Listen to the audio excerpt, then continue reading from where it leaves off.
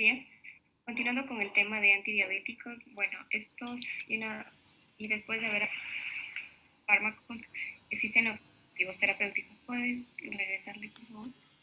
Ya. Existen algunas pautas que nos recomienda la Asociación Americana para la Diabetes y el principal objetivo es reducir la glucemia a los niveles más próximos a la, o sea, los niveles más próximos posibles a la normalidad. Según los criterios de la ADA, de la edición del 2017, recomienda una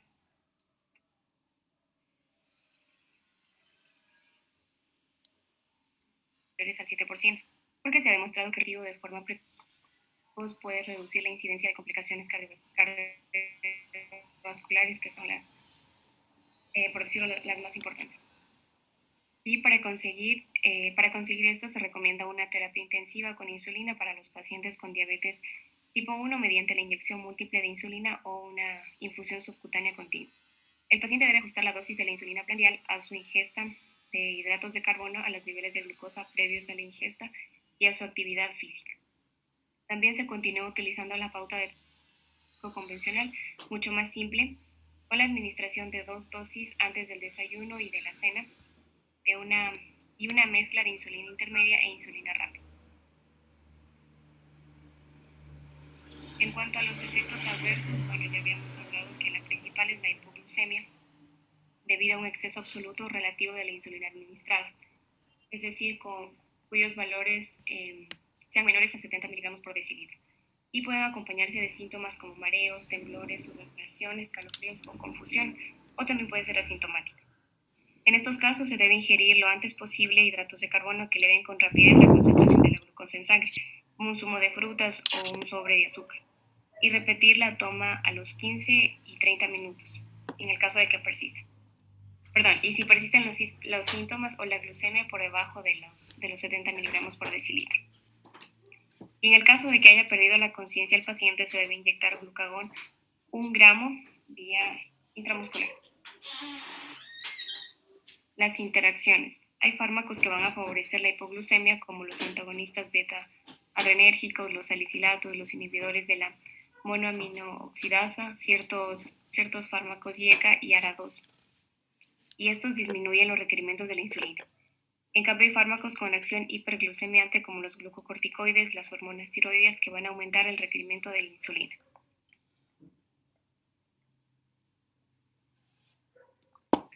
Y ahora vamos a hablar sobre los fármacos para el tratamiento de la hiperglucemia en la diabetes tipo 2.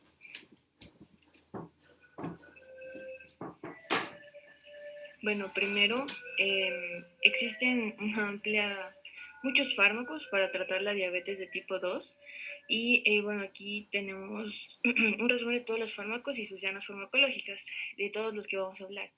Tenemos la metformina y las glitazonas que van a actuar a nivel del hígado, el músculo y el tejido adiposo. Tenemos a los análogos de la amilina, los análogos del péptido análogo del glucagón tipo 1, los inhibidores de la dipeptidasa 4 que van a actuar a nivel gástrico, retrasando el vaciamiento gástrico. También tenemos los que van a actuar a nivel del páncreas, aumentando la secreción de insulina, las sulfonilurias, las glinidas y otra vez estos análogos. Tenemos también que van a actuar a nivel intestinal, los inhibidores de las alfa-glucosidasas y a nivel renal también los inhibidores del cotransportador sodio-glucosa. Ya vamos a empezar con los fármacos que incrementan la sensibilidad a la insulina y dentro de estos está la metformina. El mecanismo de acción de la metformina es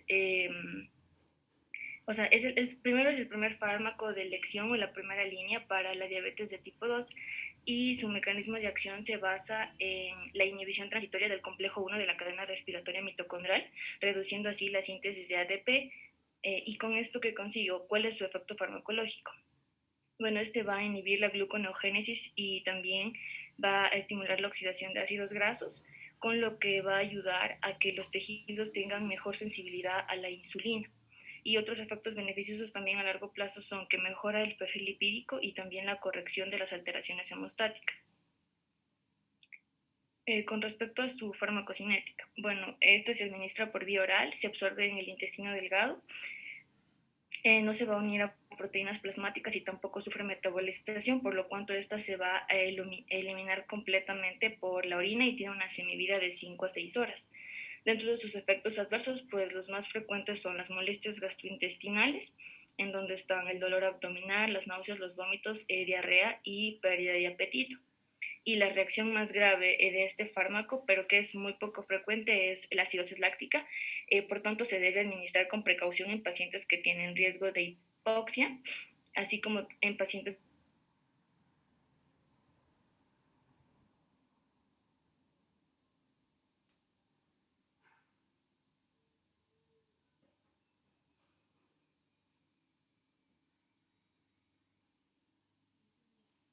de tipo 2. Se la, y además a esta o sea, está combinada o se la usa primeramente cuando ya combinada con los cambios en el estilo de vida del paciente, la dieta, el control de peso y el ejercicio, y además porque esta se la ha asociado con que reduce las complicaciones y la muerte asociadas a diabetes de tipo 2. Ya después tenemos a las glitazonas. Gracias. Ya las glitazonas. Bueno, el mecanismo de acción de estas, bueno, primeramente, perdón, la que está comercializada es la pioglitazona y eh, no, regrésale, por favor. Su mecanismo de acción es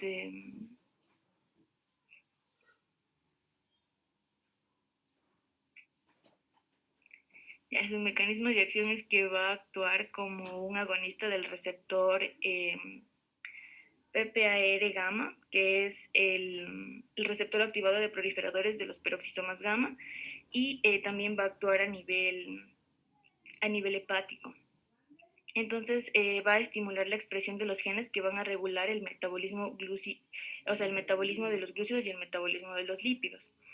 ¿Cuáles van a ser sus efectos farmacológicos o el resultado final de estos fármacos? Son incrementar la sensibilidad a la insulina en diversos tejidos como el músculo y el hígado, favorecer la captación de glucosa y reducir la gluconeogénesis hepática, con lo cual lleva a la reducción de la glucemia. Y además en el tejido adiposo ayuda a la redistribución. Con respecto a su farmacocinética, pues se absorbe bien por vía oral, se une en un alto porcentaje a las proteínas plasmáticas y se metaboliza por el citocromo P450. Tiene una semivida de 5 a 6 horas, pero este sí tiene metabolitos activos que pueden incrementar su semivida de 16 a 24 horas. Este tiene principalmente la retención de líquidos, lo que puede producir edema e incluso puede provocar o llevar a una insuficiencia cardíaca congestiva en personas que tienen predisposición a padecerla. También produce aumento de peso por esta retención de líquidos y se las ha asociado también con fracturas o a un mayor riesgo de fracturas, principalmente en mujeres. Además, también se ha visto que hay un incremento de riesgo de cáncer de vejiga y va a estar contraindicada en pacientes que tengan antecedentes de insuficiencia cardíaca congestiva, hepatopatía, riesgo de fractura o cáncer de vejiga. Con respecto a sus indicaciones, pues se la usa para el tratamiento de la diabetes de tipo 2 y se la puede combinar con insulina. Ya después sí tenemos los fármacos estimulantes de la secreción de insulina. Y dentro de estas están las sulfonilurias. El mecanismo de acción, no, bueno, primeramente tenemos 3 generaciones de estas. La primera generación ya no se usa o se está usando raramente. Las de segunda, que son la glibenclamida, glipizida, glicazida, y las de tercera, glimepirida, son las que se están usando mayormente.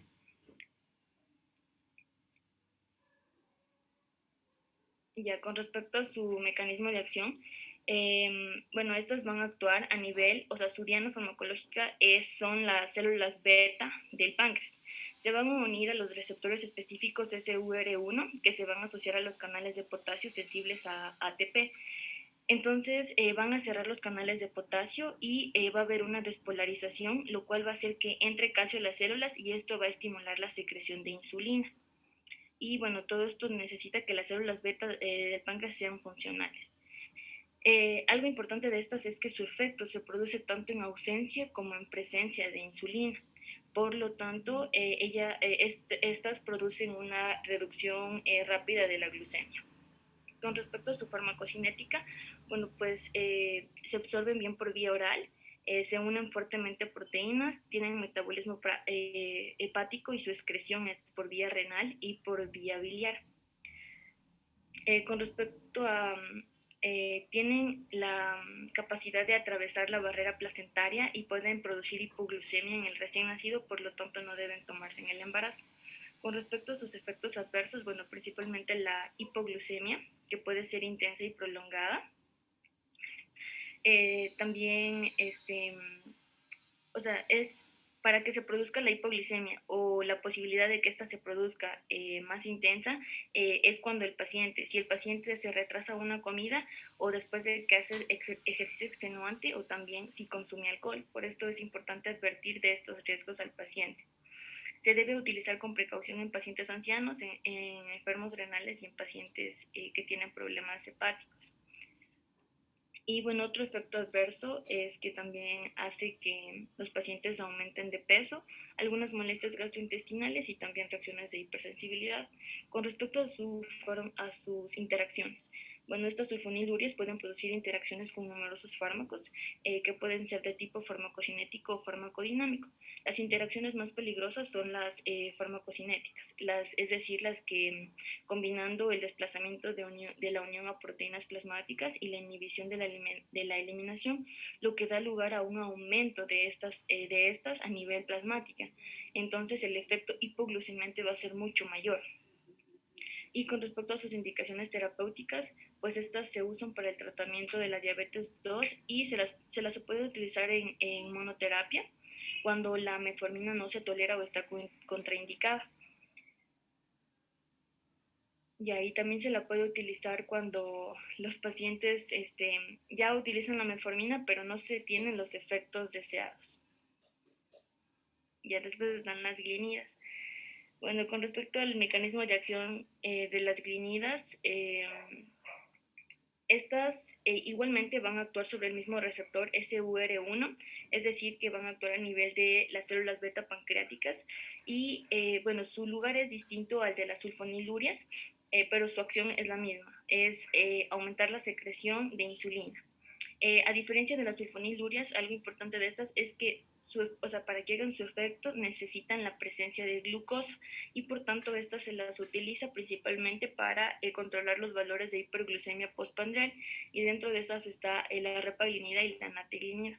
Su farmacocinética pues tienen una acción rápida, se metabolizan en el hígado también de forma rápida y tienen una duración corta, por lo tanto se las debe administrar antes de las comidas.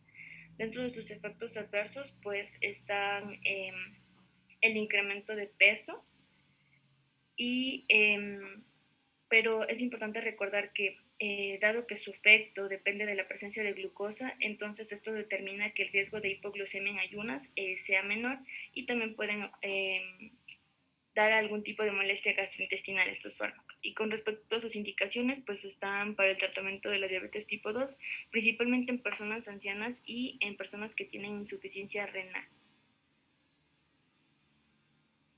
Ya después tenemos los inhibidores de las alfa-glucosidasas. Dentro de estos, bueno, primeramente, las alfa-glucosidasas son enzimas que se van a encontrar en las microvellosidades intestinales, las cuales se van a encargar de degradar estos carbohidratos o estas moléculas complejas que nosotros consumimos en la dieta y las van a convertir en moléculas más pequeñas, es decir, en monosacáridos que son fácilmente absorbibles por las microvellosidades. Entonces, al inhibir estas enzimas, se va a retrasar la absorción de los hidratos de carbono que nosotros obtenemos de la dieta.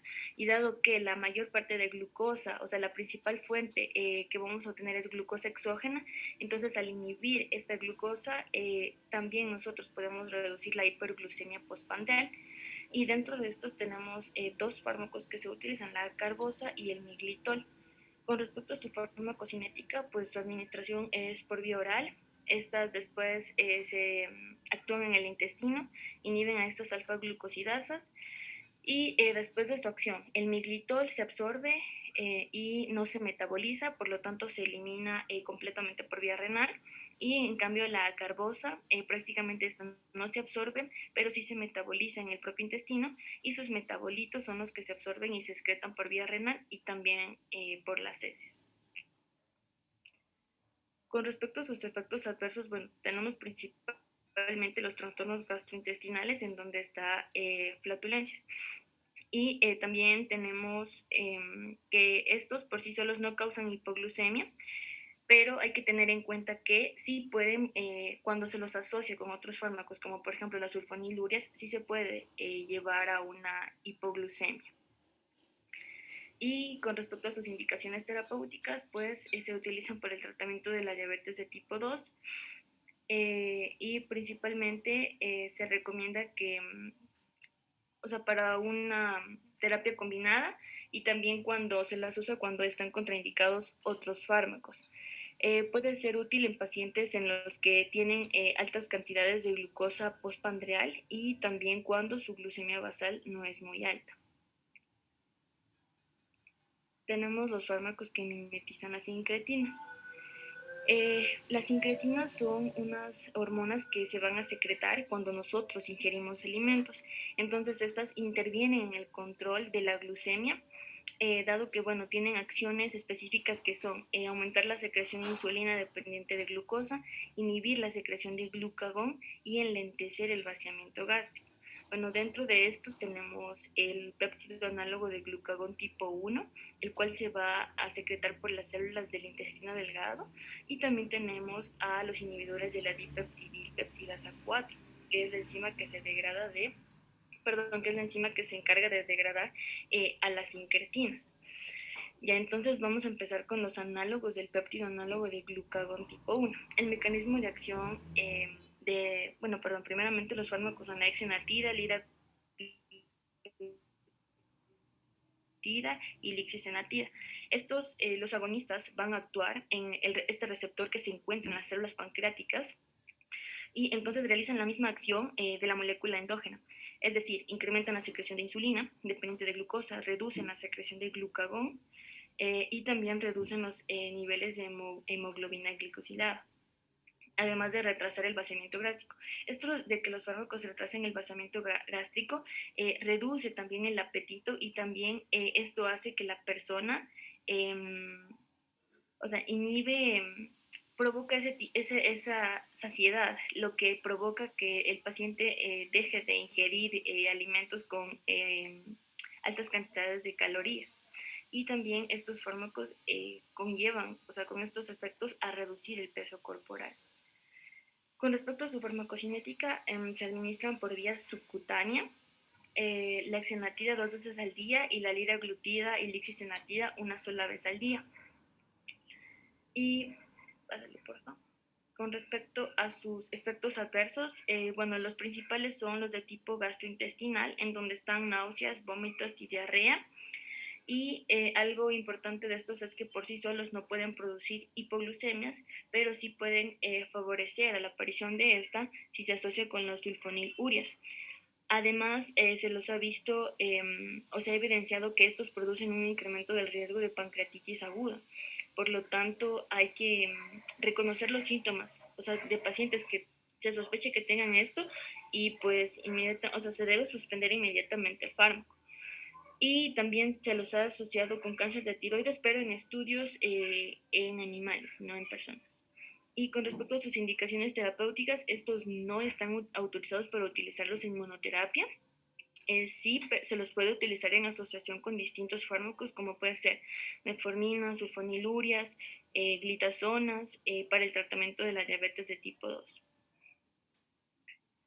Ya después tenemos a los inhibidores de la dipeptidilpeptidasa 4. Con respecto a estos está la sitagliptina, vildagliptina, saxagliptina, linagliptina. Y su mecanismo de acción es, primero estos son menos efectivos que los anteriores, no reducen el peso corporal y además de, otra cosa de estos es que al usarlos o al inhibir a la dipeptidilpeptidasa 4 también se alteran otros péptidos, por lo cual lo que nos dice que al utilizar este fármaco se debe ver también el riesgo-beneficio. Y bueno, un pro que tiene estos fármacos es que se administran por vía oral y que no provocan náuseas. Con respecto a su farmacocinética, se absorben por vía oral, tienen metabolismo hepático y se administran una sola vez al día. Sus efectos adversos, pues bueno, generalmente son bien tolerados, pero se los ha relacionado con que estos fármacos pueden interferir en el sistema inmunitario y de hecho se ha visto que hay un incremento de las infecciones de las vías respiratorias y de las vías urinarias en pacientes que se ha dado estos fármacos. Y con respecto a la hipoglicemia, pues sí pueden favorecer la aparición de esta cuando se las asocia con sulfonilurias. Y con respecto a sus indicaciones, pues sí se pueden utilizar en monoterapia, pero generalmente se las usa en terapia combinada con metformina, sulfonilurias o glitazonas para el tratamiento de la diabetes de tipo 2. Ya después tenemos los inhibidores del cotransportador sodio-glucosa. Bueno, primero hay que recordar que el riñón va a ser el encargado de mantener el equilibrio de la glucosa principalmente. ¿Por qué? Porque la glucosa se reabsorbe, o sea, la glucosa que se ha filtrado en el túbulo proximal, se reabsorbe por los glomérulos y esta va de nuevo a la circulación. Bueno, pues esto es un proceso normal. Entonces, normalmente, cuando la glucosa plasmática alcanza ya un cierto nivel, la capacidad de reabsorción del riñón se satura, pero ¿qué pasa en las personas que tienen diabetes? En estas personas, esta capacidad está incrementada, de modo que incluso cuando ellas tengan altas concentraciones de azúcar, altas concentraciones de glucosa, el riñón va a continuar reabsorbiéndola y esto incrementa la hiperglucemia. O sea, es una complicación de que no, no se controla la reabsorción de glucosa. Entonces, en el túbulo proximal, como les mencioné, que es en donde se reabsorbe la glucosa, tenemos un cotransportador, que es el cotransportador sodio-glucosa de tipo 2. ¿Qué hace este cotransportador o cuál es su acción? Pues este capta el sodio y la glucosa desde el filtrado glomerular y lo introduce hacia el interior de la célula epitelial del túbulo. Posteriormente, esta glucosa sale de la célula por difusión facilitada y se dirige hacia la circulación. Entonces, ¿cuál es el efecto de estos fármacos? Al inhibir a este cotransportador, reduce la reabsorción de glucosa y favorece una mayor eliminación de esta en la orina, lo que nos lleva a una reducción de la hiperglucemia. Ya dentro de estos fármacos están, bueno, la dapaglifosina y la canaglifosina. La dapaglifosina se administra por vía oral una sola vez al día y esta es capaz de incrementar la excreción urinaria de glucosa y de producir una diuresis osmótica, de modo que reduce la glucemia y también reduce la hemoglobina glucosilada. Otros efectos beneficiosos son que reducen el peso y también se ha visto que reducen de manera modesta un poco la presión arterial. Con respecto a sus efectos negativos, están que se las ha asociado con un incremento de infecciones urinarias y genitales y también se las ha visto o se las ha relacionado con en pacientes que tienen, o sea, se las ha visto que se relacionan con un incremento de la incidencia de cáncer de vejiga y está contraindicada en pacientes con insuficiencia renal. La, no solo iba a decir que ya, solo para finalizar estos fármacos, la dapaglifosina sí está autorizada para utilizarla en monoterapia, pero también con otros fármacos. Ya después tenemos otros fármacos para el tratamiento de la diabetes. Bueno, dentro de estos están los análogos de la amilina, pranlintida. La amilina es una hormona que se va a secretar juntamente con la insulina por las células beta del páncreas cuando nosotros ingerimos alimentos. Dentro de sus efectos son el retraso del vaciamiento gástrico, con lo que también reduce el incremento inicial postprandial de glucosa, reduce la secreción de glucagón postprandial y también le da a los pacientes una sensación de saciedad, lo que hace que disminuya la ingesta de calorías. Los pacientes que padecen diabetes tipo 1 en estos la amilina, o sea, no presentan amilina, tienen un déficit de amilina. Y los pacientes que tienen diabetes tipo 2, en cambio en estos la secreción de amilina puede estar normal, puede estar incrementada o puede estar disminuida. Algo, un efecto, no, una característica de esta amilina es que esta tiende a agregarse y a formar fibras de amiloide que se depositan y son tóxicas para las células beta. Pero existe un análogo de esta amilina que es la pranlintida. La pranlintida tiene algunas modificaciones que la hace, o sea, tiene este pro que ella no se va a agregar. Esta prolimtina no tiene la capacidad de agregarse, pero tiene los mismos efectos farmacológicos de la amilina, por lo tanto, esta se la utiliza como un coadyuvante de la terapia intensiva con insulina en pacientes que tienen diabetes tipo 1. Su administración es por vía subcutánea antes de la comida para controlar los niveles de glucosa postprandial. Sus principales efectos adversos son las náuseas, y bueno, por sí solas estas no producen hipoglucemia, pero cuando se administran con insulina sí hay un riesgo de aumentar, de incrementar la hipoglucemia. Después están las resinas de intercambio iónico. Bueno, estas resinas se las ha utilizado para el tratamiento de la hipercolesterolemia. Dentro de esta está el colesevelam. Esta está indicada para mejorar el control de la glucemia en pacientes que tienen diabetes tipo 2. Eh, Se la utiliza porque se ha visto que tiene la capacidad de reducir las concentraciones plasmáticas de glucosa y de la hemoglobina glucosilada. Con respecto a su mecanismo de acción, pues va a actuar sobre, o su efecto está dado por el receptor TGR5, que es activado por los ácidos biliares y controla la liberación de las incretinas, que ya habíamos hablado, y también porque activa a otro factor, a otro receptor nuclear de farsenoide X, el cual tiene que ver o actúa a nivel hepático, disminuyendo la gluconeogénesis. Y pues así es como ayuda a contribuir con respecto a la reducción de la glucosa plasmática. Después está la bromocriptina. La, bueno, primero, nosotros tenemos que la transmisión dopaminérgica regula el metabolismo de los glúcidos y los lípidos. Entonces, o sea, necesitamos de un tono dopaminérgico para controlar tanto el metabolismo de la glucosa como de los lípidos. Pero ¿qué pasa en los pacientes que tienen diabetes? En estos pacientes, este tono dopaminérgico es más bajo de lo normal y esto se da principalmente en las mañanas. Al tener estos pacientes este tono dopaminérgico bajo, perdón, se va a activar el eje hipotálamo hipofisario suprarrenal, lo que hace o en lo que se ha visto implicado que exista esta resistencia a la insulina. Y es aquí donde va a actuar la bromocriptina. La bromocriptina es un agonista dopaminérgico. Esta se debe administrar por las mañanas y viene en forma de comprimidos de liberación rápida. Hace que haya una rápida activación dopaminérgica, lo que pues, o sea, va a ser la acción que las personas diabéticas normalmente no tienen. Y de este modo va a tener algunos efectos. Va a reducir la hiperglucemia, especialmente en estado postprandial, sin modificar la secreción de insulina, por lo que no produce incremento de peso ni tampoco hipoglucemia.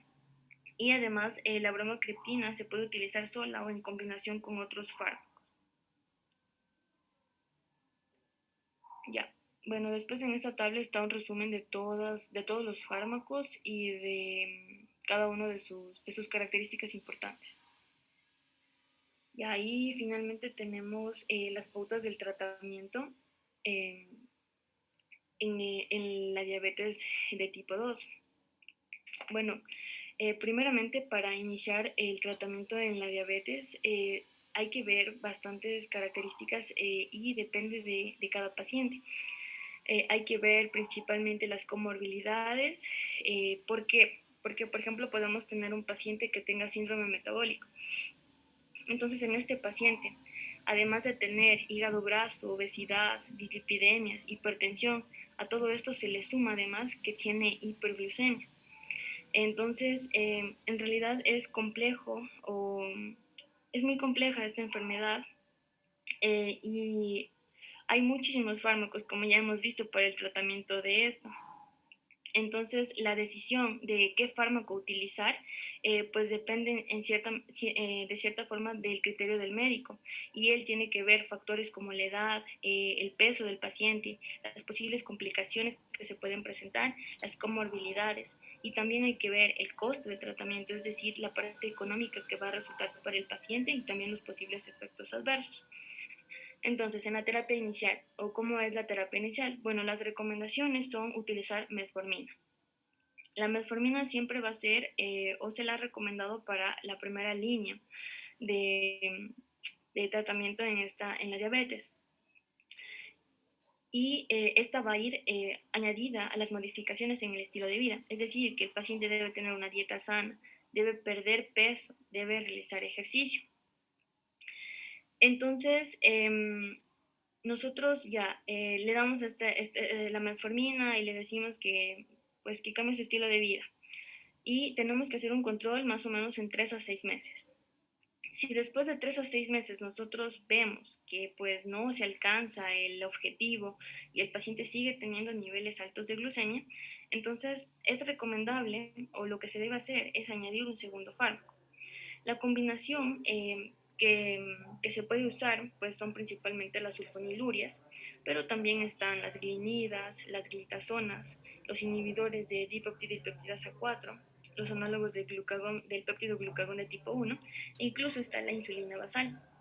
Entonces, para elegir el segundo fármaco, principalmente pues tenemos que ver cuáles son las características del fármaco y las preferencias del paciente, buscando siempre mejorar el control de la glucosa.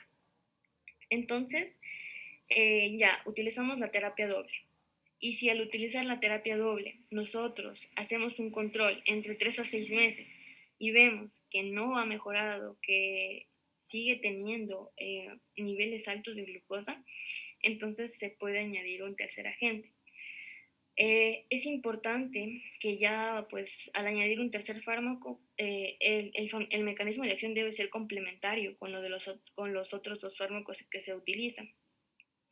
Y también para añadir un tercer fármaco ya hay que ver todas las interacciones y los posibles efectos adversos que puede presentar nuestro paciente e incluso ver la parte económica, porque al utilizar pues 3 fármacos pues también va a aumentar el costo de cada, o sea, al sumarle un tercer fármaco pues también necesita el paciente más dinero para poder comprarlo.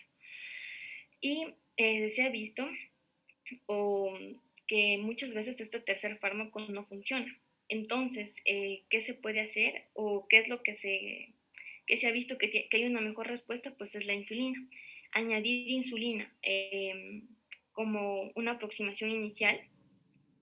Se puede añadir una sola inyección al día de insulina basal en dosis bajas y se puede considerar también la adición de una insulina pandreal en el caso de que la glucemia en ayuno sea correcta, o sea, esté bien, que el paciente tenga una glucemia en ayuno normal, en estándares normal, pero que su hemoglobina glucosilada siga por encima de los valores normales. Aquí se puede ver el uso de la insulina pandreal. Y bueno, con respecto a todo esto, entonces hay que ir viendo y hay escalones también, como hemos visto con otros fármacos, en donde hay que empezar con un fármaco y luego ir viendo, ir haciendo controles e ir sumando otros fármacos y viendo qué es lo mejor para el paciente. Y esto con respecto a las pautas del tratamiento.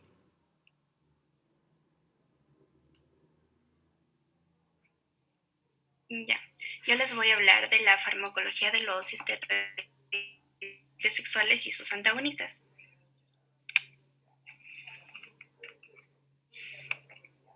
Ya. Con respecto al mecanismo de acción de estos, tenemos que estas hormonas gonadales establecen que sus acciones se producen por la unión y activación de los receptores nucleares, considerados factores de transcripción dependientes de ligandos, que van a dar lugar a un modelo de acción genómico. Estos efectos, o sea, de estas hormonas, pueden también iniciarse de forma más rápida por acción en la membrana plasmática, el citosol y o las organelas intracelulares, produciendo los denominados efectos no genómicos de los esteroides que también pueden modular la transcripción genética. Estos en cuanto a la estructura y la activación de los receptores, tenemos que los andrógenos y progestágenos se transcriben desde su único gen, que está localizado en los cromosomas X, o sea, 10 y 11 respectivamente, y los estrogénicos alfa y beta están codificados por diferentes genes situados en el brazo largo de los cromosomas 6 y 14 también respectivamente. Las funciones de estos son que tienen la capacidad de reconocer y unirse con alta afinidad y un elevado grado de especificidad a moléculas pequeñas como son los esteroides, y también tienen la capacidad de reconocer y unirse a secuencias específicas de ADN presentes solo en los genes que son objeto de su regulación y capacidad de interactuar con proteínas involucradas en los procesos de transcripción genética. En cuanto a los andrógenos y anabolizantes y antiandrógenos, tenemos que estas hormonas sexuales se sintetizan a partir de un precursor común que es el colesterol, y este es convertido a pregnenolona por la enzima que rompe su cadena lateral, que es la 20-22 desmolasa, que es una enzima limitante en la síntesis de la testosterona. En cuanto a la testosterona, tenemos que esta es convertida por la 5-alfa reductasa y la 5-beta reductasa a 5-alfa dihidrotestosterona. La 5-alfa reductasa tiene dos tipos, tipo 1 y tipo 2. La tipo 1 se distribuye en la piel no genital e hígado, y la tipo 2 se distribuye en las vías urogenitales y en la piel genital. Cuanto a su es la diferenciación sexual y puede transformarse en estrógenos por la acción de la aromatasa. La administración de los antagonistas de la testosterona va a aumentar la liberación de las gonadotropinas y la producción de andrógenos por sobreestimulación testicular. La clasificación de estas es que pueden ser naturales y sintéticos. Las naturales, aquí se encuentra la testosterona, 5-alfa dihidrotestosterona, la androstenediona, la deshidroepiandrosterona y también la deshidroepiandrosterona sulfato. Y estos no son activados por vía oral. En cuanto a los sintéticos, tenemos a los ésteres de testosterona, como el cipionato, propionato, un decanoato de testosterona, y estos se administran por vía intramuscular. Y los derivados de alquilados, como el fluoximesterona, metiltestosterona, danazol, estanolol y el nandrolona, que estos se unen a la albúmina y su semivida es más larga. Las acciones farmacológicas de estos tenemos que tienen acciones virilizantes, en el cual virilizan las vías urogenitales del embrión masculino, participan en el desarrollo cerebral neonatal, también participan en la pubertad, controlando los procesos que transforman al niño en un adulto, y también en procesos fisiopatológicos como en la hipertrofia benigna de próstata y el cáncer de próstata. En cuanto a las acciones anabolizantes, tenemos que actúan en el desarrollo de la masa muscular por aumento de la síntesis de proteína e hipertrofia de la fibra muscular esquelética y con incremento en la fuerza. También retienen potasio, sodio, cloro, fosfato, calcio y azufre y contribuyen al aumento de peso por la retención de agua. También estimulan la producción de la eritropoyetina renal y la síntesis hepática del factor C del complemento. Y en cuanto a los efectos estrogénicos, estos tienen un control negativo de la liberación de gonadotropinas en el cierre de la epífisis y tienen efecto anabolizante en el hueso. Las indicaciones terapéuticas tenemos que sirven de tratamiento en el hipogonadismo primario e hipogonadotropo. Y aquí se recupera y se mantiene la función sexual y reproductiva normal. Está indicado en el angioedema hereditario, en la profilaxis, específicamente el danazol, en la anemia de Fanconi, en las anemias hemolíticas, en la mielofibrosis y en la púrpura trombocitopénica idiopática. Las reacciones adversas es en la ginecomastia. Va a haber ginecomastia, va a haber reacciones adversas virilizantes como irregularidades menstruales, la oligospermia o azospermia e infertilidad. También va a haber un aumento de la liberación de la hormona de crecimiento e hipotiroidismo, también acné, hirsutismo, calvicie masculina y musculatura prominente. También va a haber un enronquecimiento de la voz, alargamiento del clítoris en las mujeres y el freno del desarrollo ponderal. Al tener estos un efecto anabolizante, van a haber efectos metabólicos como un aumento de la resistencia a la insulina, edema, aumento del peso, efectos cardiovasculares como también aumento de la presión arterial, hemorragias cerebrales y ataques isquémicos transitorios. Y en cuanto a los hematológicos, van a haber efectos trombóticos y agregación plaquetaria. Los antiandrógenos, en cuanto a estos, su mecanismo de acción es que inhiben la síntesis mediante análogos de la hormona liberadora de la hormona luteinizante. Tienen un antagonismo competitivo, inhibiendo enzimáticamente la 5-alfa reductasa o la 17-alfa hidroxilasa. Los análogos de la hormona liberadora de la hormona luteinizante tenemos la buserelina, la gaserelina, la leuprolerina y la triptorelina. Y estos están indicados para el cáncer de próstata, cáncer de mama, endometriosis, pubertad precoz y también la infertilidad femenina. Y los antagonistas androgénicos tenemos los esteroideos, o sea, se clasifican en esteroideos y en no esteroideos.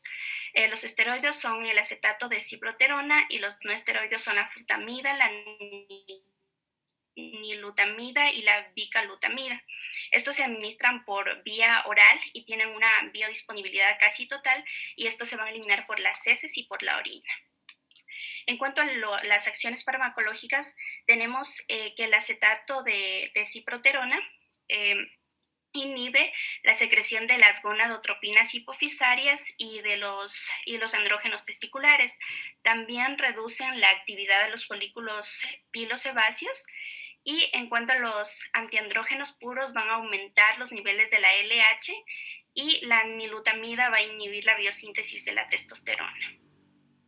Las indicaciones terapéuticas tenemos que sirve para el tratamiento de cáncer de próstata, y el acetato de ciproterona sirve, bueno, es un anticonceptivo. Y el tratamiento de los síntomas también va a reducir los síntomas del hiperandrogenismo femenino, y estos están contraindicados durante la gestación, la lactancia y las cardiopatías. Y en el caso de los no esteroideos van a provocar hepatotoxicidad. Las reacciones adversas tenemos que en el caso del acetato de ciproterona va a provocar coagulopatías. También la metahemoglobinemia con flutamida van a provocar alteraciones de la acomodación visual a la oscuridad, rubor y sofoco con nilatamida. También va a provocar toxicidad hepática con los no esteroides, como ya lo mencioné anteriormente, y también la cimetidina y el ketoconazol van a aumentar las concentraciones plasmáticas de bicalutamida. Los inhibidores enzimáticos, tenemos los inhibidores de la 5-alfa reductasa y de la 17-alfa hidroxilasa. Tenemos los inhibidores de la 5-alfa reductasa, la finasterida, dustasterida, la turosterida y la 4-hidroxiandrostenediona, los cuales estos se van a oponer a los efectos de los andrógenos por impedir la transformación de la testosterona en 5-alfa dihidrotestosterona. Y los inhibidores de 17-alfa dihidroxilasa tenemos a la viraterona, que es un inhibidor selectivo de la enzima 17-alfa hidroxilasa, y va a aumentar la producción de los mineralocorticoides por las glándulas suprarrenales. Ya, en cuanto a los estrógenos, tenemos que estos se clasifican por su estructura en esteroideos y no esteroideos. Los esteroideos son naturales, como el 17-beta-estradiol y el estrógeno fisiológico, la estrona y el estriol, y los sintéticos tenemos como el etinilestradiol y el mestranol. Y los no esteroides tenemos algunas isoflavonas como genisteína y daisdeína.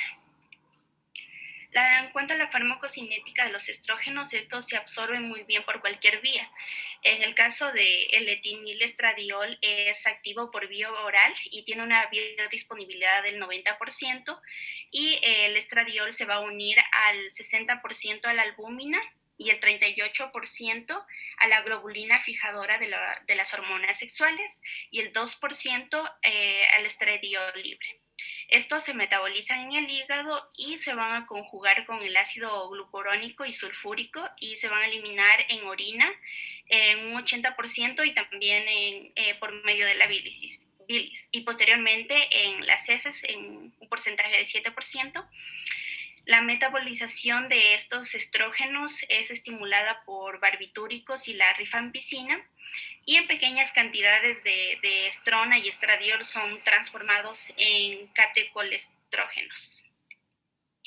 Las acciones farmacológicas tenemos varias. En cuanto a las acciones feminizantes, van a ser responsables del desarrollo de las caracteres sexuales secundarios y en las modificaciones en cuanto a las características del ciclo menstrual. También ocasionan cambios característicos en los órganos genitales, y en dosis farmacológicas los estrógenos frenan la liberación de la GnRH. Y las acciones metabólicas se oponen a la remodelación ósea y controlan el cierre, desarrollo ponderal y cierre de la epífisis, que van a regular el crecimiento tanto en el hombre como en la mujer.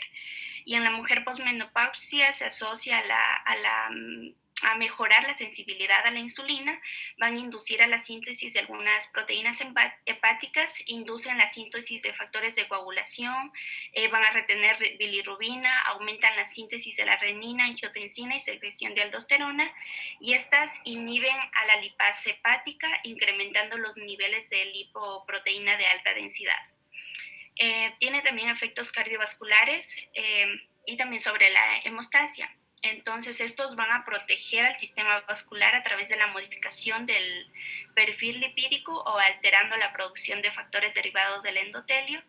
Y los estrógenos orales se asocian a un aumento de factores 2, 7 de la coagulación de forma transitoria, los factores 9 y 10 aumentando la proteína C y disminuyendo los niveles de fibrinógeno. Otros efectos tenemos modificaciones conductuales y transmisores en el sistema nervioso central, alterando la multiplicación celular y a los agentes carcinogénicos. Las indicaciones terapéuticas de los estrógenos tenemos que tienen un control de la síntesis o la prevención de la patología asociado a la privación estrogénica como anticonceptivos. También se puede conseguir la maduración de las estructuras sexuales. Los síntomas de atrofia urogenital se van a controlar por vía o por administración tópica, y en segundo caso con la asociación de estrógenos más progestágenos para irregularidades menstruales, también orientando principalmente a controlar la sintomatología aguda en la terapia hormonal sustitutiva. Y las indicaciones más frecuentes de los estrógenos están asociados a gestágenos, y es la utilización como anticonceptivos junto con la terapia hormonal sustitutiva. Las reacciones adversas de los estrógenos tenemos la trombocitopenia venosa, efectos carcinógenos y otros efectos como las náuseas, vómitos, cefaleas, tensión e hipersensibilidad mamaria y un discreto aumento de la presión arterial. En cuanto a los antiestrógenos, tenemos que estos se van a oponer a la acción de los estrógenos. Van a inhibir su síntesis por la acción de los análogos de la hormona liberadora de la hormona luteinizante. En cuanto a estos, tenemos que a los moduladores selectivos del receptor estrogénico, que tienen una actividad estrogénica y antiestrogénica, como el clomifeno, tamoxifeno, toremifeno e idoxifeno, y los derivados del benzotiofeno, como raloxifeno y basedoxifeno. Y en cuanto a los antagonistas puros de estructura esteroidea, tenemos al fulvestrán. El mecanismo de acción tenemos que los moduladores selectivos del receptor estrogénico tienen efectos agonistas y antagonistas dependiendo del tejido en el que actúan y el tipo de receptor estrogénico también, que van a condicionar a la respuesta biológica. El efecto agonista sobre el hueso y el sistema cardiovascular. Estos van a tener ese efecto, pero carecen de un efecto estrogénico en la mama. En cambio, los antiestrógenos puros como el fulvestrant van a actuar como antagonista de los receptores estrogénicos con una afinidad de unión próxima al estradiol y mayor que la del tamoxifeno. En cuanto a la farmacocinética, tenemos que tienen buena absorción por vía oral. El tamoxifeno es metabolizado en moléculas activas como 3-hidroxitamoxifeno y 4-hidroxitamoxifeno. El tamoxifeno y toremoxifeno, estos van a necesitar semanas para poder tener un mayor nivel terapéutico. Y el raloxifeno, con una biodisponibilidad del 2%, tiene una acción corta y su conjugación es rápida y se excreta a través de la bilis. Y los antiestrógenos puros tienen una biodisponibilidad y una actividad oral, en cambio estos va a ser muy baja. Las acciones farmacológicas, tenemos que hay acciones hormonales en cuanto a las mujeres premenopáusicas, estas son tratadas con tamoxifeno y se produce un aumento de los niveles de estradiol. El clomifeno, en cambio, va a producir una hiperestimulación ovárica por aumento de la liberación de la hormona folículo estimulante y la hormona luteinizante, y el fulvestrant no produce efectos sobre los niveles de prolactina. Tenemos que la SHBG, o también denominada globulina fijadora de las hormonas sexuales, la hormona folículo estimulante o la hormona luteinizante, en cambio en las mujeres con cáncer de mama. Y las acciones metabólicas, tenemos metabólico lipídico, tiene un efecto protector cardiovascular con una disminución de los episodios de infarto de miocardio. Y en el metabolismo óseo, los moduladores selectivos de los receptores estrogénicos van a preservar la densidad ósea en la columna de las mujeres posmenopáusicas y así de esta forma reducir el riesgo de las fracturas de cadera y la columna.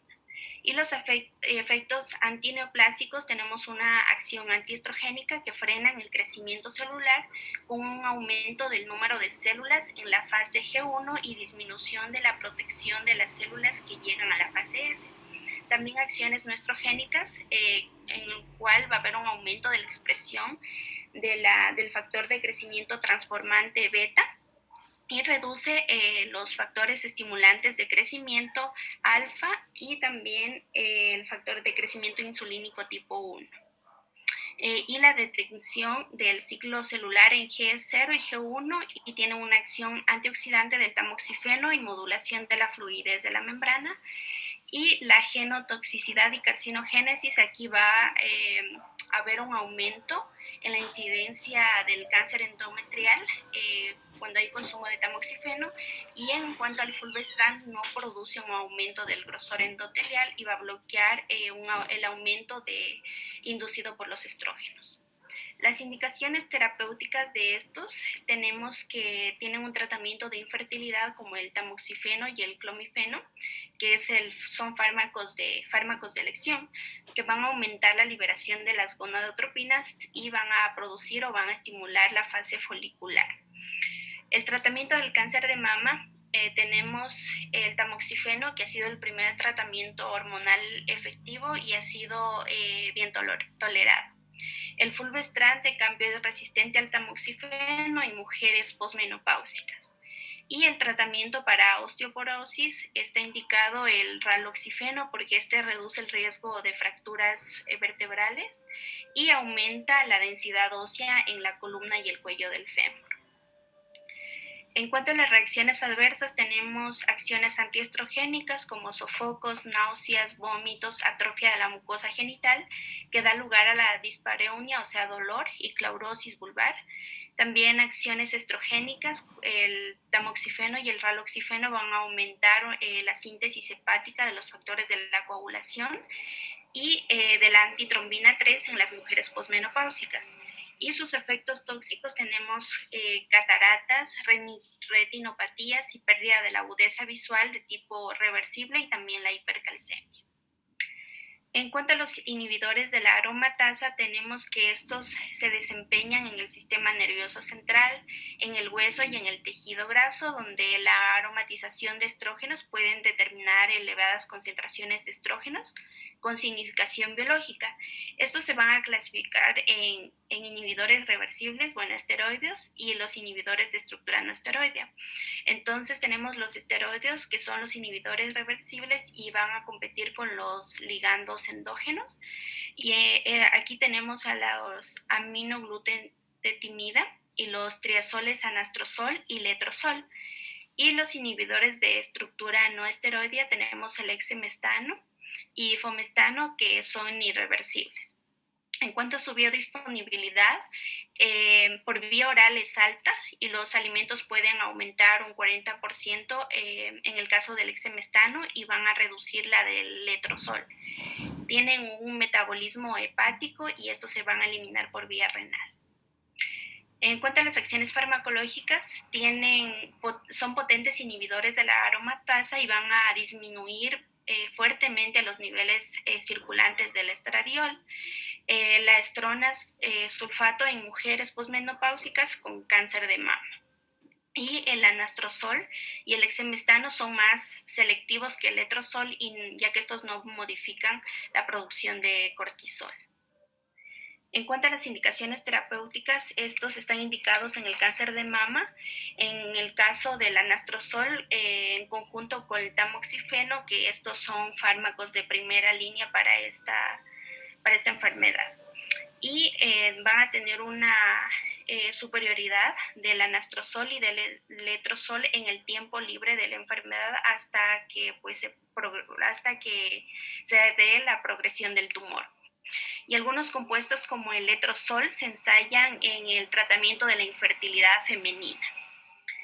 En cuanto a la toxicidad y las interacciones, tenemos que es similar a los que ya mencioné, a los antiestrogénicos, y se relacionan o estos dependen del mecanismo de acción, como por ejemplo va a producir artralgias, mialgias, cefaleas, hipercolesterolemia con el letrozol y sedación, también somnolencia, alteraciones del estado de ánimo, sofocos y náuseas con exemestano.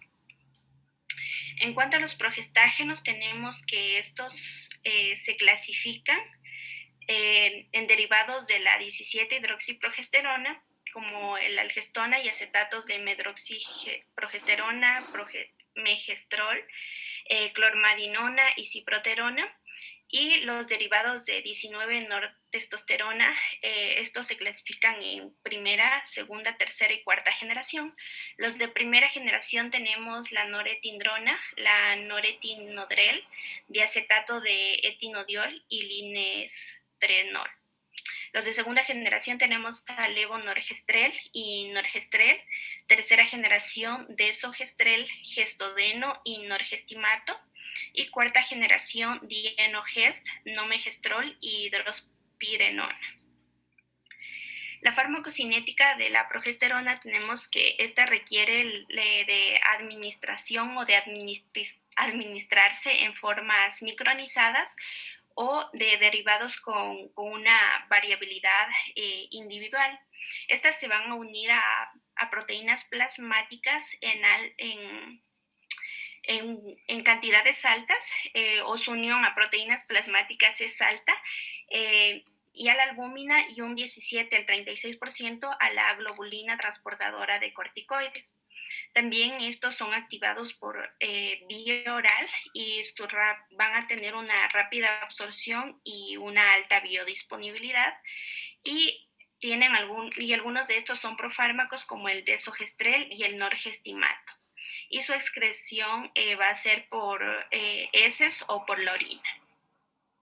En cuanto a las acciones farmacológicas, tenemos a la progesterona A, progesterona B. La progesterona A es esencial para fertilidad, la ovulación y la receptividad uterina, y media el desarrollo proliferativo en el endometrio estrogénico. Y la progesterona B media el desarrollo y la diferenciación de la glándula mamaria. Tenemos que estas tienen acciones neuroendocrinas y sobre todo sobre las estructuras sexuales femeninas, ya que estos modulan la liberación de las gonadotropinas hipofisarias, van a disminuir la frecuencia y aumentar la amplitud de los pulsos de la liberación de la LH, va a haber un engrosamiento del endometrio, va a haber una producción de secreción viscosa que va a impedir la penetración de los espermatozoides. También durante la gestación va a reducir la excitabilidad y la motilidad uterina. En el caso de las acciones metabólicas, tienen un efecto sobre el metabolismo de la glucosa, van a aumentar sus niveles y también los de la insulina en dosis adecuadas van a disminuir la sensibilidad a la insulina y también van a alterar la función hipófisis suprarrenal, disminuyendo la síntesis de los triglicéridos y la VDL, LDL, disminuyendo la HDL. Y otras acciones tienen un efecto constrictor sobre la pared arterial y aumentan la distensibilidad y la capacidad de las venas. Va a haber una elevación de la temperatura corporal, aumentan la actividad del centro respiratorio, reducen la presión de dióxido de carbono arterial y alveolar y tienen una acción antitumoral de los gestágenos. En las indicaciones terapéuticas, estas sirven como anticonceptivo y sus efectos son potenciados por estrógenos. El uso de la asociación, o sea, con estrógenos, va a reducir la dosis de ambos y la toxicidad en el tratamiento crónico. Y en cuanto a las reacciones adversas, va a haber una disminución del tiempo y el volumen del sangrado menstrual, por lo cual puede llevar esto a una amenorrea, y alteraciones de los lípidos y de la agregación plaquetaria, disminuyendo la libido y también en ocasiones depresión. Los antiprogestágenos tenemos que estos, su acción, o sea, es decir, que se oponen a la acción de los progestágenos, como su nombre mismo lo dice. Y tenemos aquí los moduladores de los receptores de progesterona, que tienen una actividad antagonista como el mifepristona y la gestrinona. Y estos están relacionados con la mifepristona como la onapristona y la lilopristona. Y los moduladores selectivos de los receptores de progesterona tenemos el acetato de utipristal. Las acciones farmacológicas de estos, tenemos que sus acciones dependen de la fase del ciclo en la que se vaya a administrar y pueden llegar a provocar un retraso en el desarrollo folicular y también en la ovulación. La administración de la mifepristona durante las primeras semanas del periodo de gestación van a producir un desprendimiento del blastocisto, por lo cual va a disminuir la producción de la gonadotropina coriónica humana. Y las acciones del acetato de ulipristal van a retrasar o inhibir la ovulación sin cambiar o modificar los niveles de los estrógenos, y también van a inducir a la hiperplasia endometrial. Las indicaciones terapéuticas, en el caso de la mifepristona, estos van a inducir el aborto médico durante el primer trimestre del embarazo, en el cual se va a administrar una dosis oral de 600 miligramos, seguido de una prostaglandina y al cabo de 48 horas por vía oral o vaginal para aumentar las contracciones intrauterinas y estimular a la expulsión. Y la mifepristona y otros moduladores receptores de progesterona van a servir para el tratamiento de leiomioma, endometriosis y también como anticonceptivo administrado en ciclos de 3 a 4 meses. Y el acetato de ulipristal se va a utilizar como anticonceptivo en casos de urgencia, que van a ser 30 miligramos dentro de las 120 horas posteriores al coito sin protección, y va a estar indicado en dosis de 5 miligramos al día durante 3 meses para tratamiento preoperatorio de mioma uterino en mujeres adultas en edad reproductiva.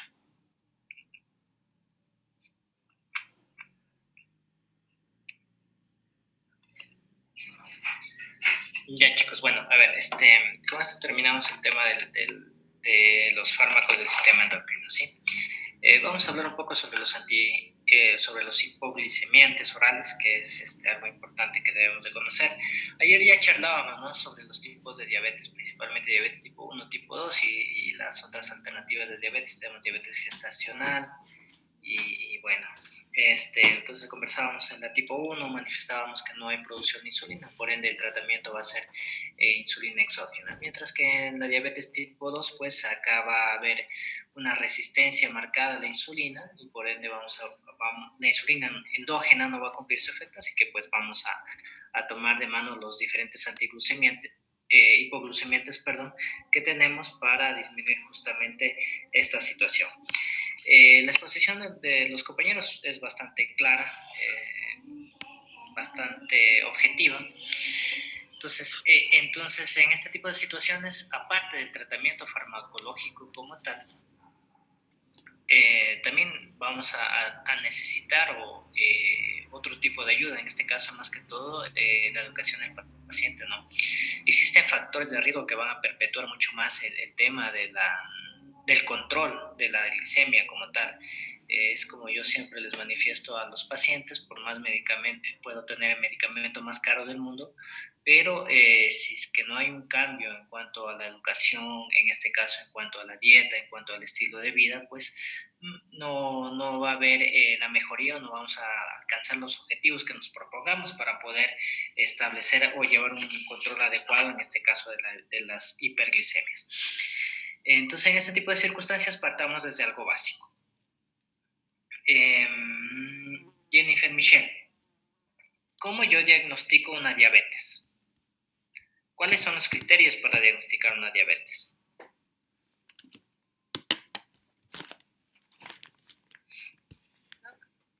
Hola. Sí. Para diagnosticar la diabetes deben tener una glucosa mayor de 200.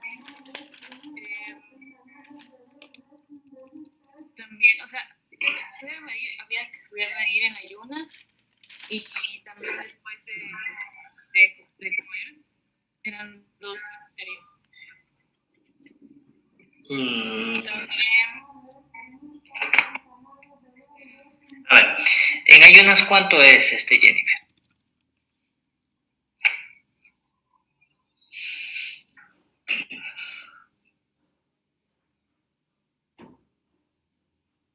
Ya, alguien que le quiera ayudar a Jennifer, por favor, con el tema del diagnóstico. Yoli. Doc, no era 126 miligramos en ayunas, o sea, en ayunas de al menos de 8 horas. Ya, pero ¿qué más? Ese es un 125, ya. Ese es un... en cualquier momento del día. Exacto, ya. Vamos ahí con dos criterios. ¿Qué más? Entonces, ojo, insulina en ayunas mayor de 125, ¿no? Insulina al azar o en cualquier momento, como manifestó Ana Camila, mayor de 200. ¿Cuáles son las otras dos mayores de 200? ¿Cuáles son los otros criterios? La hemoglobina glucosada. Ya, ¿cuánto tiene que ser el valor? Mayor o igual de 6.5%. ¿Perdón? Mayor o igual de 6.5%. Ya, ok. Tenemos ahí los tres que acababan de manifestar y falta el último, que después de una prueba de tolerancia a la glucosa, el valor de glucosa va a estar elevado por encima de 200 igual, ¿sí? Entonces, estos que ustedes acabaron de manifestar son los criterios para el diagnóstico de diabetes, ¿no? Ahora, una vez que nosotros ya hemos establecido el diagnóstico, debemos de actuar de manera pronta, ¿no? Entonces, lo que recomiendan las guías, tanto la americana como la europea, es que una vez que nosotros como entes de la salud realizamos el diagnóstico, enseguida debemos de administrar el medicamento oportuno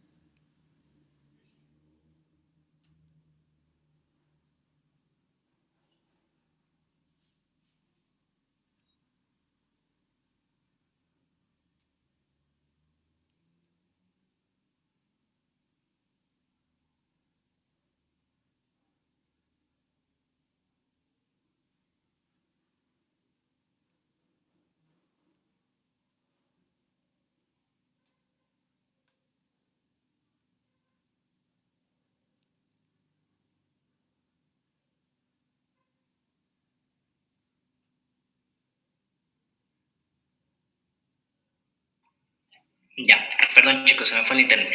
Entonces le estaba manifestando que las guías, tanto la americana como la europea, lo que te recomienda es iniciar el tratamiento una vez inmediatamente realizado el diagnóstico del mismo, ¿no? Entonces, esto lo hace con la finalidad de evitar probables complicaciones, o si es que ya las tiene el paciente, ¿no? Creo que todos conocemos o de antemano sabemos que la diabetes a la larga te va a tener complicaciones más que todo en el ambiente vascular. Puede provocar alteraciones tanto microvasculares como macrovasculares, ¿no? Lo que a la larga se ve también afectado son el tema de las neuropatías que se van a producir en los pacientes o pacientes polineuropáticos que muchas de las veces inclusive tienen cortes o tienen otro tipo de circunstancias y no sienten el dolor, ¿no? Esto es debido a las alteraciones neuropáticas que se dan en la diabetes. Incluso muchos de estos pacientes pueden tener algunas otras patologías que pueden ser muy difícil de identificar debido a estas alteraciones o complicaciones de la diabetes, como por ejemplo un infarto agudo del miocardio. Muchos de estos pacientes no tienen ese dolor precordial típico que se presenta en pacientes normales, entonces muchas de las veces tienen epigastralgias o inclusive a veces no tienen este dolor, pero realizas un electrocardiograma y ves que existe ahí una cardiopatía isquémica. Pero bueno, esto es debido a toda esta situación. Las complicaciones o los factores de riesgo cardiovasculares acá juegan un papel importante también. Es por eso que es primordial o se aconseja que se debe de mantener cierto tipo de estándares en el tratamiento, que ya los vamos a conversar más adelante, para poder evitar ese tipo de circunstancias que pueden ser mortales, ¿no? Listo, entonces el tratamiento de primera línea es la metformina. La metformina nosotros debemos iniciarla una vez ya que nosotros hayamos realizado el diagnóstico con las pautas diagnósticas que ustedes ya manifestaron previamente. La metformina la podemos utilizar o podemos iniciar con dosis de 500 miligramos una vez al día, obviamente dependiendo del valor de glicemia que tenga mi paciente y haciendo los controles pertinentes. Y la dosis máxima de metformina en este caso, ¿cuál es?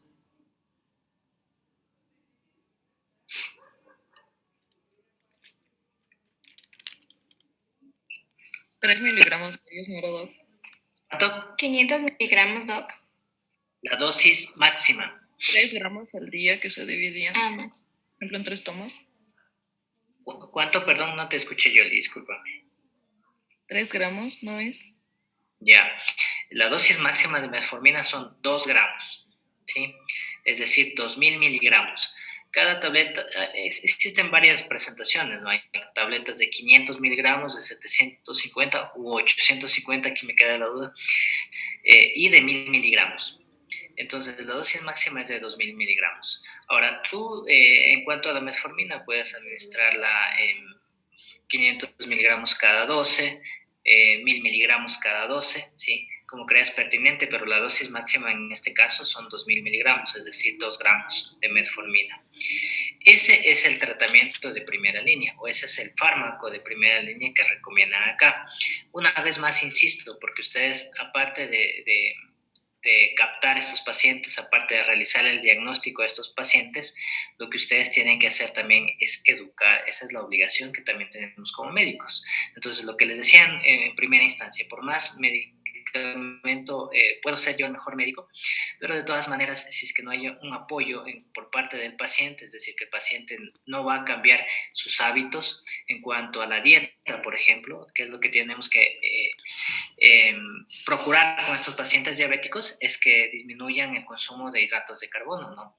Entonces, eso debemos de insistir. Otro, realizar ejercicios. En este caso, el sedentarismo, pues, conlleva o se relaciona con el tema de la obesidad, ¿no? Y el tema de la obesidad está netamente ligado al tema de la diabetes. Entonces, cambios en el estilo de vida, la dieta, el ejercicio físico, el tratar o aconsejar a tu paciente que baje de peso. Muchas de las circunstancias, otros factores de riesgo, como el consumo de tabaco, entonces hay que evitar que el paciente consuma tabaco. ¿Qué más? Disminuir el tema del peso, que es importante acá. Pero bueno, eso en cuanto al tratamiento no farmacológico, ¿no? Y el tratamiento farmacológico, como les acabo de manifestar, el tratamiento de primera línea es la metformina. Perfecto, entonces la metformina lo que hace, a diferencia de otros medicamentos, es que te va a disminuir el tema de la glucosa, o va a tener un mejor control en cuanto al tema de las hiperglicemias en relación a los demás fármacos, que ya los vamos a conversar. Aparte de esto, también va a disminuir o contribuye con el tema de la pérdida de peso. Entonces, muchas de las veces no es raro encontrar muchos pacientes que te dicen, sabes, que por ahí alguien les dijo que tomen metformina para bajar de peso, y bueno, a pesar de que no sean pacientes diabéticos, ¿no? Pero ellos toman metformina para bajar de peso. Entonces, la metformina también tiene este efecto en los pacientes.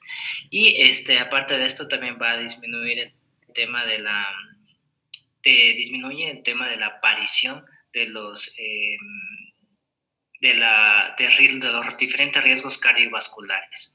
Ahora, la metformina se elimina por la orina, ¿sí? Principalmente. Entonces, hay que tener mucho cuidado en pacientes con insuficiencia renal. Se recomienda no utilizar la metformina en pacientes que tengan un filtrado glomerular por debajo de 30, ¿sí? En estos pacientes se recomienda utilizar otro tipo de medicamentos que ya los vamos a ver más adelante. Entonces, mucho ojo con eso. Metformina sí la podemos utilizar, pero debido a su excreción renal, por lo general pacientes con falla renal, valga la redundancia, se acumula, y esto va a provocar complicaciones posteriores como hipoglicemias recurrentes, ¿sí? Entonces, mucho ojo. La metformina la vamos a utilizar hasta tener un filtrado glomerular de 30 para arriba. Con filtrado glomerular menos de este valor vamos a evitar utilizarlos. Como es un medicamento que se utiliza por vía oral, pues obviamente va a tener efectos gastrointestinales, como todos los medicamentos que los utilizamos por esta vía de administración. Aparte de eso, está descrito la presencia de diarrea también en estos medicamentos, y debido a que también se elimina por los riñones, como les acaba de manifestar, al tener afectado el riñón, estos medicamentos van a tener como consecuencia un efecto adverso la presencia de acidosis láctica, es decir, va a haber mayor producción de lactato, y por ende esto va a verse reflejada la presencia de acidosis láctica, que es una de las causas de la presencia de una acidosis metabólica.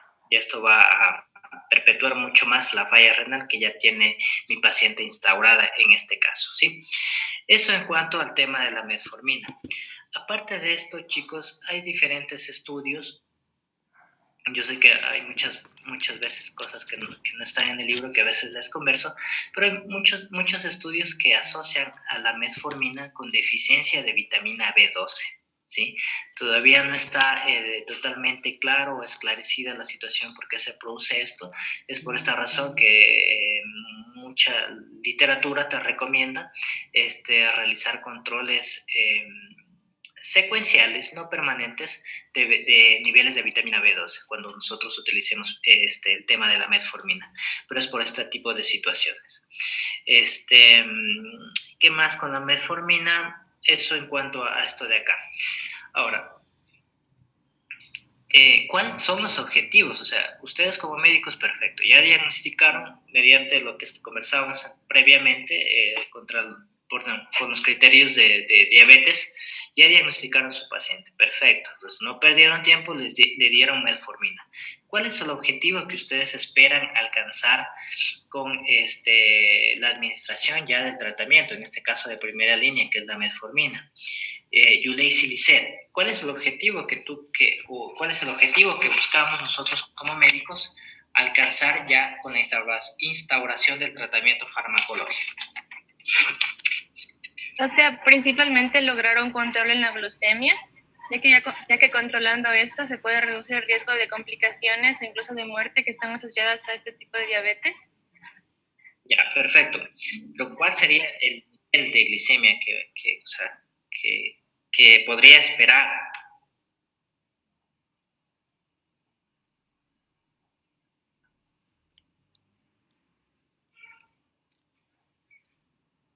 ¿Alguien, chicos?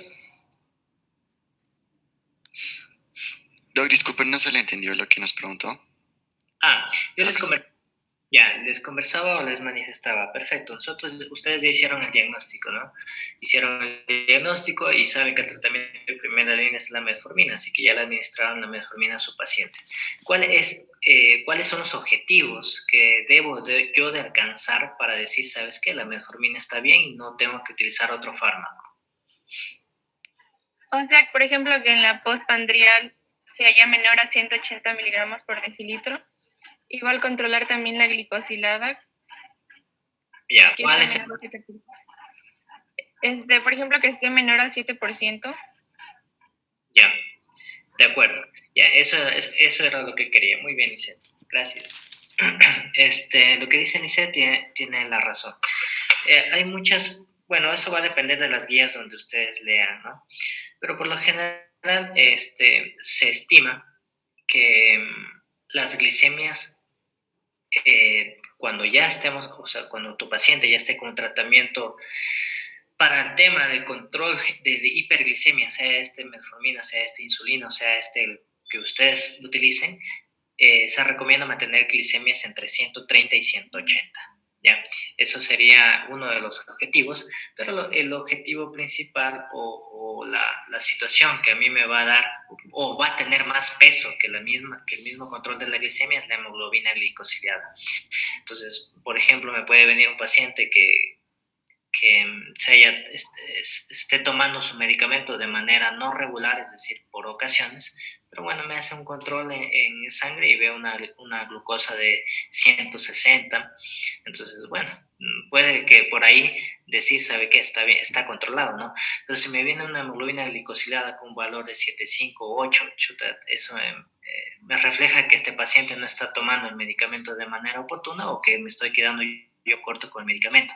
En pocas palabras, lo que les trato de decir es que el que me da el peso es la hemoglobina glicosilada. Ese es el control más certero. Entonces, como bien lo manifestaron, debemos tener hemoglobinas glicosiladas entre 7 y 7,5. Lo que recomiendan o lo que se ha visto en diversos estudios es que con hemoglobina glicosilada con valores de 7 o menor a este valor, disminuye la aparición de complicaciones cardiovasculares. Entonces, por eso se recomienda tener valores de hemoglobina glicosilada por debajo de 7 en este contexto, ¿no?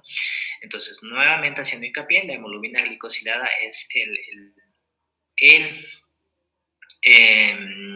por así decirlo, el laboratorio que a mí me va a dar certeza para poder discernir si estamos bien o estamos mal con el tratamiento.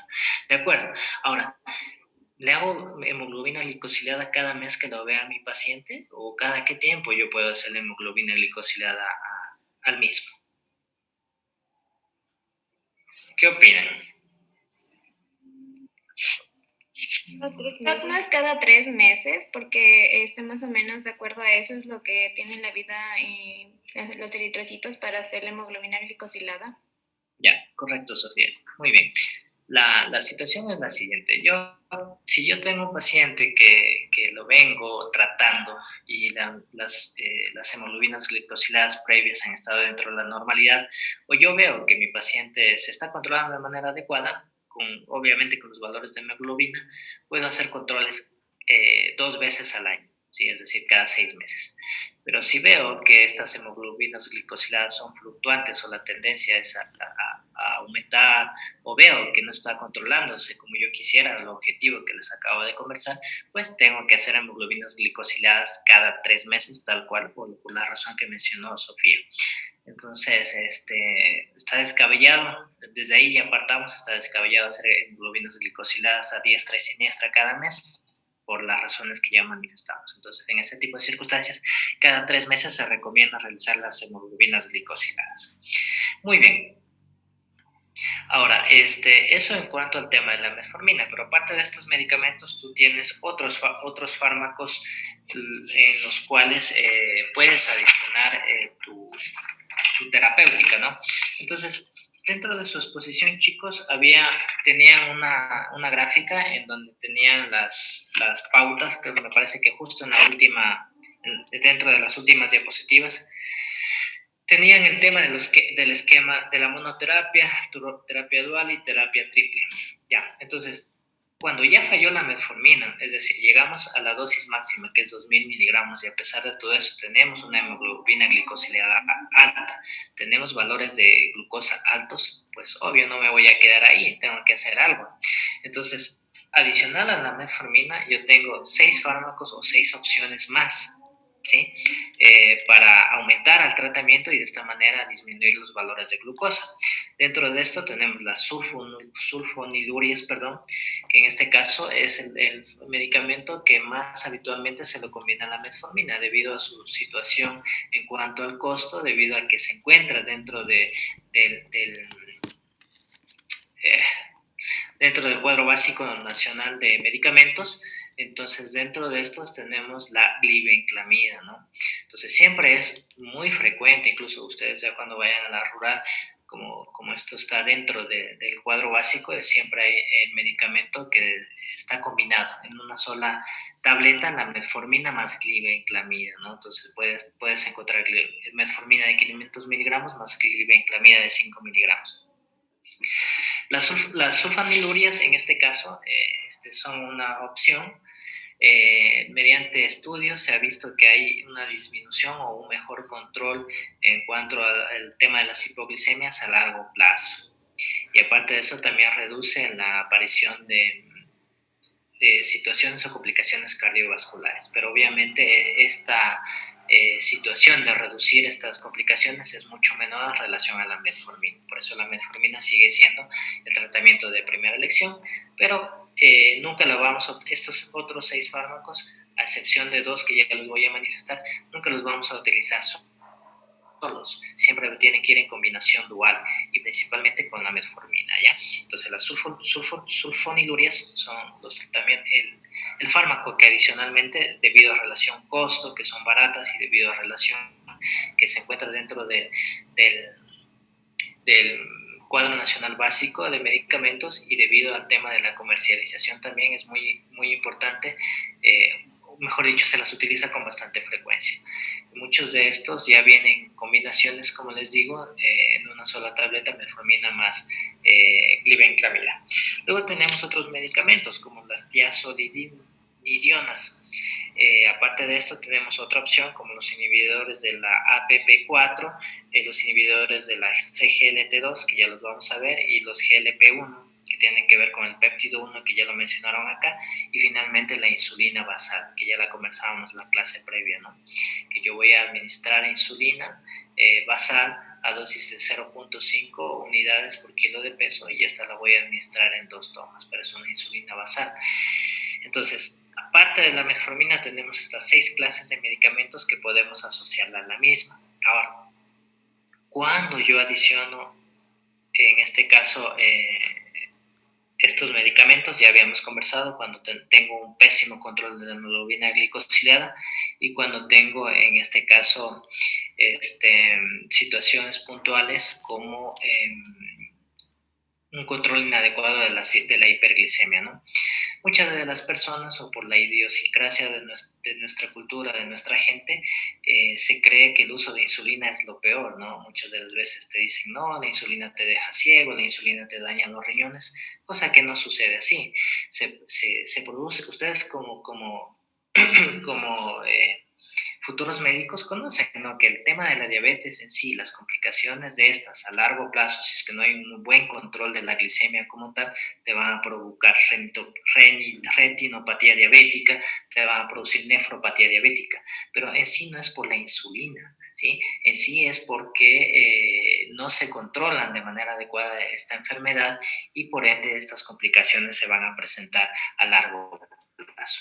Entonces la insulina no tiene nada que ver con ese tipo de situaciones o la idiosincrasia de nuestra gente. Muy bien. conversaba esto de la insulina, ¿por qué? Porque las guías te recomiendan, por ejemplo, está bien que tú vayas paso a paso, como conversábamos, por ejemplo, con el tema de los antibióticos, ¿no?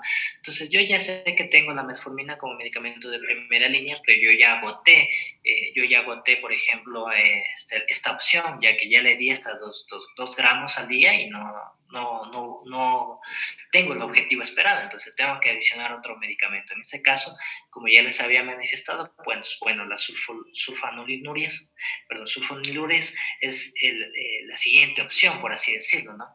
Pero muchas de las veces hay pacientes y hay pacientes, entonces las guías lo que te recomiendan es que, por ejemplo, si tú tienes un pésimo control, de esto hablas de un pésimo control con la metformina, tienes un paciente que ya le estás dando metformina, pero tienes una hemoglobina glicosilada de 10 o mayor a 10 y tienes glicemias por encima de 300, es decir, la metformina no le está haciendo ni cosquillas.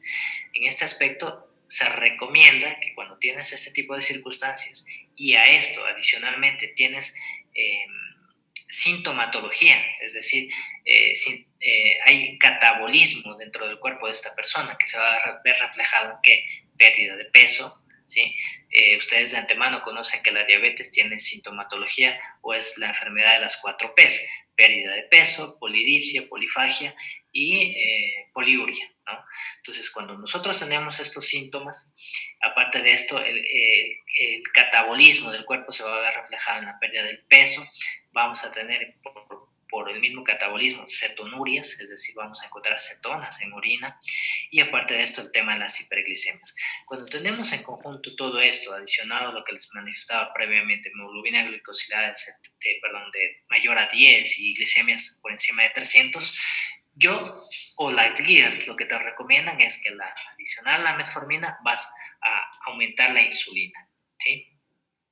Entonces yo me voy a saltar los otros pasos, pero se ve que es un paciente mal controlado y por ende vamos a adicionar metformina más insulina.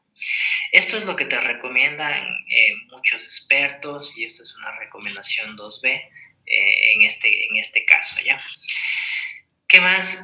Con respecto a esto, hay 2 tipos de circunstancias o 2 tipos de fármacos que los podemos utilizar de manera individual o adicionados también a la metformina como crean conveniente, pero se va a utilizar estos 2 fármacos porque a través de diferentes estudios también se ha visto, ¿no?, que hay un beneficio en cuanto a la utilización de estos en pacientes ya con riesgo cardiovascular establecido, es decir, con pacientes que ya tengan un SB pues, isquémico previo, pacientes que a lo mejor tengan estenosis carotidias o estenosis de algún otro gran vaso, pacientes que ya tengan insuficiencia renal crónica. Dentro de estos pacientes, nuevamente con enfermedad cardiovascular y renal, vamos a optar por la utilización de los agonistas de los receptores del GLP-1, que son los agonistas del receptor péptido 1, y de los inhibidores de la SGLT2, que son los inhibidores de la cotransportación 2 de sodio y glucosa, que ya los nombraron acá. En estas 2 circunstancias puntuales, vamos a utilizar estos 2 medicamentos. Nuevamente, pacientes que ya tengan establecidos una enfermedad cardiovascular y pacientes que ya tengan establecida una enfermedad renal. En estas circunstancias utilizamos estos 2 medicamentos. Estos 2 medicamentos, mediante los estudios que se han realizado, tienen mayor beneficio en este grupo de población, solo en este grupo de población, ¿sí? Era lo mismo que conversábamos previamente con las guías de manejos de antihipertensivos, que en pacientes renales va a ir mejor tal antihipertensivo en relación a otros, tal cual sucede acá, ¿ya? Entonces, dentro de estas circunstancias, por ejemplo, dentro de los inhibidores tenemos la empagliflozina, la canagliflozina, la dapagliflozina. Y dentro de los agonistas de los receptores GLP-1 tienes la liraglutida, la semaglutida y la dulaglutida. Entonces, estas son opciones que tú puedes utilizar nuevamente solo dentro de este grupo de personas, enfermedades renal crónicas y pacientes con una complicación cardiovascular ya establecida. Ahora, si bien es cierto en cuanto a relación costo, estos medicamentos son mucho más costosos y son mucho más caros en relación a la metformina y a la sulfaniluris, que son medicamentos baratos, ¿no? Entonces, hay que ver también esa situación, ¿no? Pero acá en la gráfica que ustedes colocaron, pues nuevamente tenemos la terapia inicial, la terapia doble y la terapia triple. Entonces, muchas de las circunstancias, nuevamente empezamos con terapia inicial, la metformina, que va a ser nuestro caballo de batalla, por así decirlo, y posteriormente, si vemos que no llegamos a los objetivos que ustedes mismos ya los nombraron previamente, vamos adicionando los medicamentos, ¿no? Entonces, los que tienen ahí son los medicamentos que los podemos utilizar y finalmente podemos echar de mano cuando ya la terapia doble no abastece el control, vamos a utilizar insulina, ¿no? Y podemos saltarnos el paso, o las guías como les acaba de manifestar, podemos saltarnos el paso de utilizar metformina más insulina cuando existe este tipo de circunstancias, ¿no? Hemoglobina glicosilada más de 10, hiperglicemias más de 300, pero esto siempre asociado a sintomatología o cuando el paciente tenga sintomatología. Saben, también estaba leyendo algo, si bien es cierto, ayer conversábamos sobre la diabetes tipo 1, en donde prácticamente la insulina es el tratamiento de cajón, de elección, y concuerda o tiene que ver con el tema de la fisiología, ¿no? Porque prácticamente en la diabetes tipo 1 no hay producción de insulina, pero en una revisión que hice, también se está estudiando medicamentos vía oral para adicionar a la insulina en la diabetes tipo 1. Y estos medicamentos, dentro de estos medicamentos es un péptido amilina de las células beta que se llama pramlintida, que es un medicamento que se está estudiando para ver si es que se puede reemplazar o se puede adicionar a la insulina en nuestros pacientes con diabetes tipo 1. Eso en cuanto a esto de acá. Nuevamente insistir que cuando tengan ustedes un paciente de este tipo, insistir que el tratamiento farmacológico, si bien es cierto, es la principal arma que tenemos, pero la educación o el tema de la dieta, el ejercicio físico, el tema de la obesidad, bajar de peso, todo esto confluye o ayuda a contrarrestar primero las complicaciones cardiovasculares que se pueden provocar a priori, y segundo, pues nos va a ayudar con un mejor control del tema de las glicemias. ¿Sí? Nuevamente, tratamiento de elección de primera línea metformina, y posteriormente ustedes pueden ir determinando según los controles que tengan de sus pacientes, las diferentes otras 6 opciones que tienen para poder establecer un tratamiento adecuado. Nuevamente, el tratamiento de estos pacientes debe de ser individualizado, tomando en cuenta todos los factores de riesgo que tengan. Y una vez más, pues, tenemos los análogos de la GLP-1 y tenemos en este caso los inhibidores de la CGLT2, que son los cotransportadores 2 de sodio. En este caso, van a ser útiles o se recomienda la utilización en pacientes con complicaciones cardiovasculares y enfermedad renal. No sé si tienen alguna inquietud hasta ahí con referente a todo este tema de los hipoglicemiantes.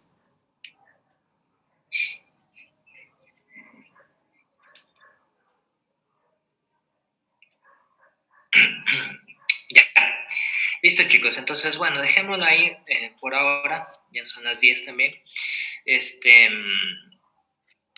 Quedaría, pues, chicos, pendiente, pues, no avanzamos a ver el otro tema, pero bueno, quedaría pendiente para la próxima semana.